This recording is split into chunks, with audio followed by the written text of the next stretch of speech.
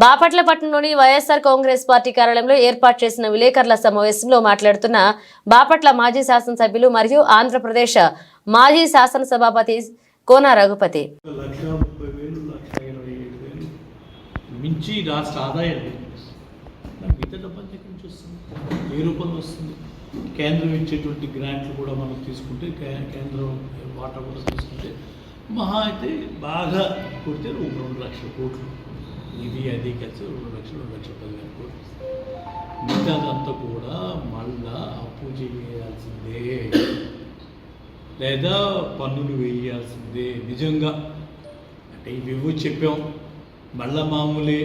ఇంకొక సంవత్సరం కూడా జగన్మోహన్ రెడ్డి గారిని తిట్టుకుంటూ, జగన్మోహన్ రెడ్డి గారు అవి చేయలేదు ఇవి చేయలేదు, అలా నాశనం చేశాడు ఇలా నాశనం చేశాడని ఈ 9 నెలలు 10 నెలలు ఏ రకంగా పాట పాడారో ఆ పాటను కొనసాగించేటువంటి క్రమంలో జరిగేటువంటి కార్యం.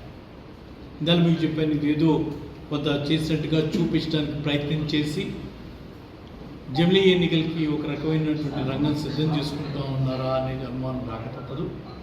లేదు, జగన్మోహన్ రెడ్డి గారికి వస్తున్నటువంటి ఆదరణ ప్రజల్లోకి వెళ్తే జనాలు తండోపతండాలుగా ఆయన వెంట వస్తున్నటువంటి విధానం ఈ ప్రభుత్వం పట్ల వ్యతిరేకత పెరుగుతూ ఉందనేటువంటి భయం బయటపడుతుంది. ఆ క్రమంలోనే చేత కాకపోయినా కడుపులో ఉద్దేశం ఒకటి, పైకి చెప్పింది ఇంకొకటిలాగా ఈరోజు మనం దీన్ని చూడాలి.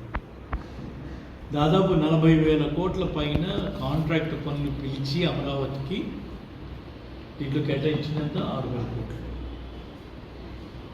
అదే నేను 40,000 కోట్లకు కావాల్సినటువంటి డబ్బు ప్రభుత్వం, కేంద్ర ప్రభుత్వం ఇచ్చేటువంటి అప్పు, లేకపోతే ఇంకొక బ్యాంకులు ఇచ్చే అప్పు, ఇదో అదో అన్ని కలిపి ఇంత అని అక్కడ రాస్తే జనాలు తిరగబడతారు. తెలుగుదేశం నాయకులు గ్రామాల్లో తిరగలేనటువంటి పరిస్థితి వస్తుంది. కాబట్టి అక్కడ చూపించినేమో 6,000 కోట్లు అని చెప్పి అమరావతికి చెప్పారు. ఇక్కడ వీటన్నిటికీ కేటాయింపులు అరకొరకగా పెట్టి ఏదో మేము పెట్టాము అని చెప్తాను ప్రయత్నం చేస్తాం. మీరు దయచేసి అవన్నీ కూడా గమనించండి. మనకు ఇవన్నీ కూడా డేటా అంత ఉంది. ఇప్పుడు వీళ్ళు ఏదో కొత్తగా చేసేది కాదు. 66 లక్షల మందికి పెన్షన్ ఇచ్చినటువంటి పరిస్థితి నువ్వు ఒకసారి వెనక్కిపోయి జగన్మోహన్ రెడ్డి గారి ఆ చివరి పెన్షన్ ఇచ్చినటువంటి వాళ్ళ సంఖ్య చూసుకుంటే సుమారుగా 66 లక్షల మంది ఉన్నారే. నువ్వు ఇవాళ ఇచ్చేటువంటి పెన్షన్, ఇస్తున్నటువంటి ఆ 3,000 రూపాయలు పెంచి ఇచ్చేటువంటి పెన్షన్ నువ్వు తీసుకుంటే ఈ 32,000 కోట్లు నీకు కావాలి. నువ్వు కేటాయించినంత 26,000 కోట్లు. అంటే ఏం చేయబోతున్నావు నువ్వు? కొత్తగా పెన్షన్దారుల సంగతి నువ్వు మాట్లాడట్లేదు. ఎంతమంది పెన్షన్దారులను పీకబోతున్నారు అనేదాన్ని చెప్పకనే చెప్తావు.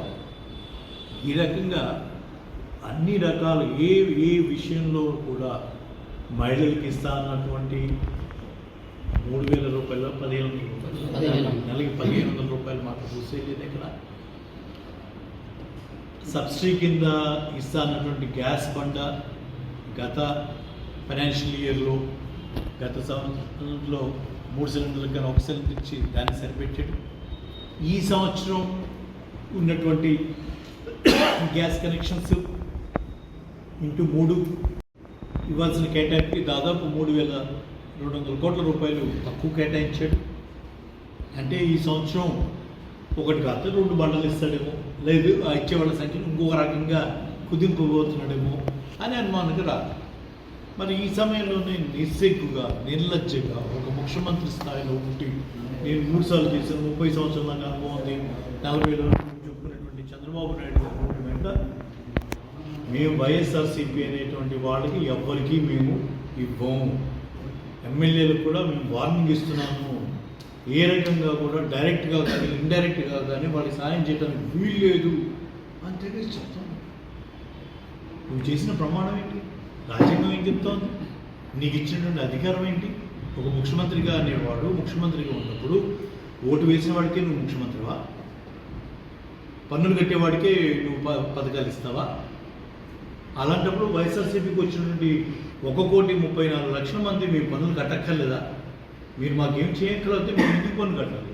మేమేం ఆశించి ఈ ప్రభుత్వం లోబడి ఉండాలి అనే విషయం రాదా?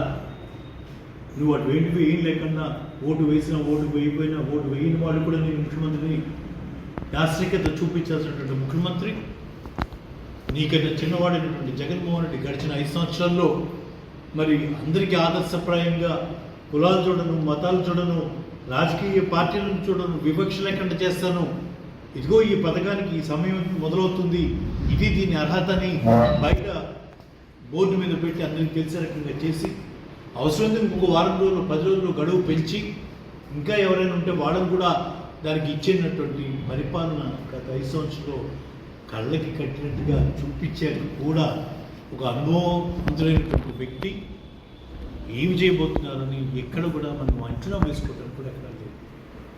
శాసనసభ్యుల చేత, పార్లమెంట్ సభ్యుల చేత పాపం అక్కడి నుంచి టైప్ చేసి పంపించినట్టున్నారు. దీని పేరు స్పందన. ఆ స్పందన కూడా అందరూ కూడా స్టీరియో టైపిక్గా ఉంది. అందరు ఎమ్మెల్యేలు ఒకటే రకమైన స్పందనలు. అంటే వాళ్ళు అక్కడే వాళ్ళే టైప్ చేసి పంపిస్తే వీళ్ళు కాపీ పేస్ట్ లేక ఇచ్చినట్టుగా అనిపిస్తాం.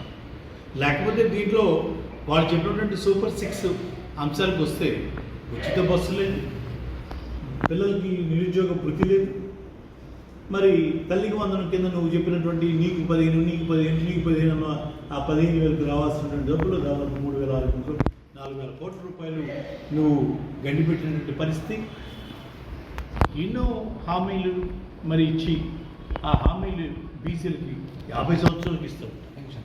66 లక్షల మంది ఉన్నటువంటి ఆ దాన్ని ఏ రకంగా నువ్వు 7-8 లక్షలకి తగ్గించాలన్న ప్రక్రియ గత 5-6 నెలలుగా ప్రతి నెల ఒక 20,000, 25,000 తగ్గించుకుంటూ పోతూ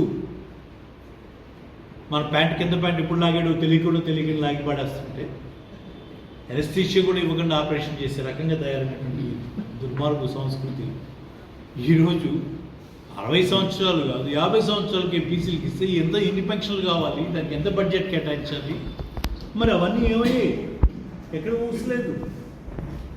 ఈ మొత్తానికంటే మొత్తం బడ్జెట్ అంతా 3,22,000 కోసం ఎస్సీ ఎస్టీ బీసీలకు ఇచ్చేసారంట జగన్మోహన్ రెడ్డి గారు, చంద్రబాబు నాయుడు గారు.